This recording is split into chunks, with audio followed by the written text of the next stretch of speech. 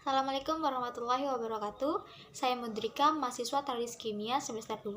Saya berasal dari kelompok 7. Di sini saya akan menjelaskan mengenai prinsip-prinsip perkembangan dalam pendidikan. Sebelum saya menjelaskan lebih lanjut dari prinsip-prinsip perkembangan dalam pendidikan, terlebih dahulu saya akan menjelaskan mengenai prinsip-prinsip perkembangan dalam pendidikan secara umum. Pada abad ke-20, penyelidikan mengenai perkembangan psikis anak dilakukan dengan sangat luas dan sangat mendalam, sehingga pada abad ke-20 ini dinamakan sebagai abad anak. Penyelidikan ini menghasilkan pendapat-pendapat yang pasti, sehingga dinamakan sebagai hukum atau prinsip pendidikan. Namun di sini saya menjelaskan bahwa hukum di sini tidak memiliki arti penting seperti halnya hukum dalam ilmu alam. Hukum dalam ilmu alam bersifat sangat pasti.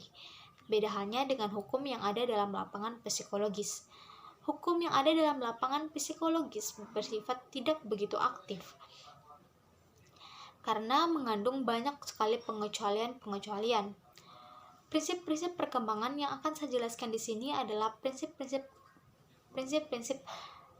perkembangan yang memiliki arti praktek-praktek penting dalam sekolah dan yang termuat dalam buku-buku psikologi pendidikan. Prinsip perkembangan yang dirumuskan oleh para ahli dapat kita jadikan sebagai pedoman untuk membimbing anak-anak didik. Oke, saya akan menjelaskan mengenai prinsip-prinsip perkembangan dalam pendidikan. Yang pertama adalah prinsip kesatuan organis. Anak merupakan suatu organ, bukan suatu elemen-elemen atau suatu unsur-unsur yang masing-masing berdiri sendiri-sendiri tanpa ada hubungan satu sama lain. Perkembangan fungsi itu berhubungan saling mempengaruhi dan merupakan suatu kesatuan. Tiap-tiap fungsi tumbuh dan berkembang tidak terlepas dari fungsi-fungsi yang lain. Prinsip ini menyarankan agar pelajaran yang diberikan di sekolah ada hubungannya satu sama lain. Integrasi kurikulum yang dianjurkan dalam pendidikan modern sebenarnya bersendi kepada prinsip-prinsip kesatuan organis dari perkembangan individu. Prinsip yang kedua adalah prinsip tempo dan irama perkembangan. Menurut prinsip ini, tiap-tiap anak memiliki irama perkembangan yang berbeda-beda.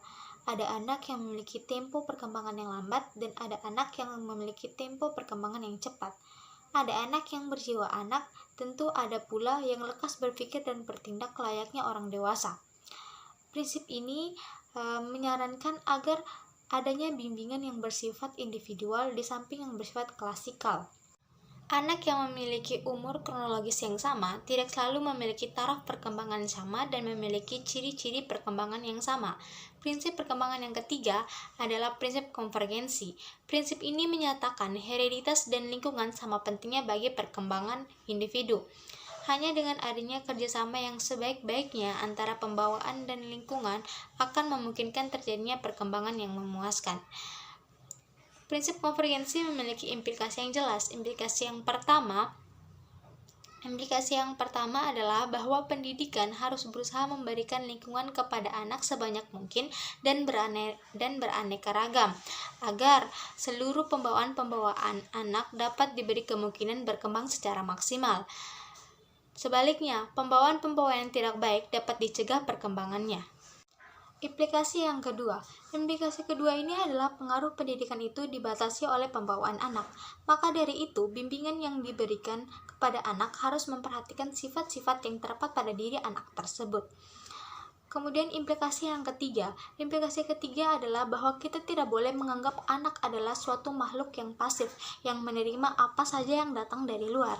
Akan tetapi, kita harus menganggap bahwa anak itu adalah organisme yang aktif, yang mampu menentukan dan memilih mana yang kiranya baik untuk dirinya dan mana yang kiranya tidak baik untuk dirinya.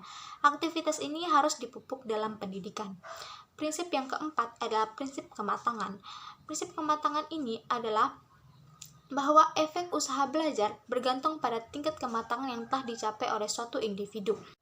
Prinsip ini mengandung arti bahwa tidak ada gunanya memaksa individu melakukan usaha itu. Prinsip kematangan mempunyai implikasi penting dalam pendidikan. Pendidikan tidak boleh memaksa perkembangan anak.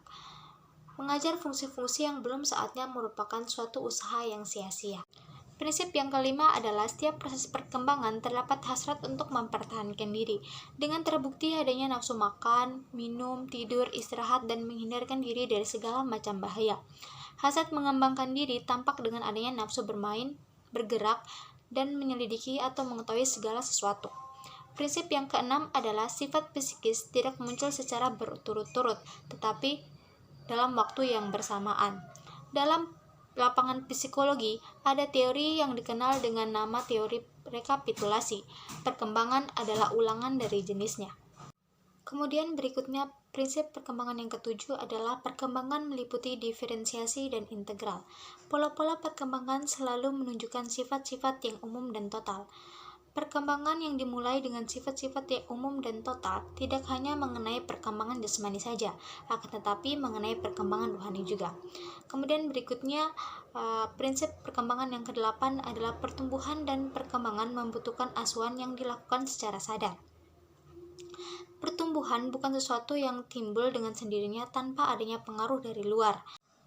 Langeveld, seorang ahli pendidik Belanda, mengatakan bahwa anak adalah animal education. Artinya, anak adalah binatang yang dapat dididik.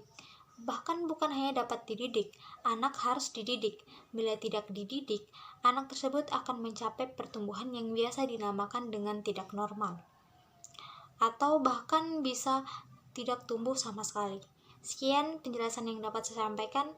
Wassalamualaikum warahmatullahi wabarakatuh.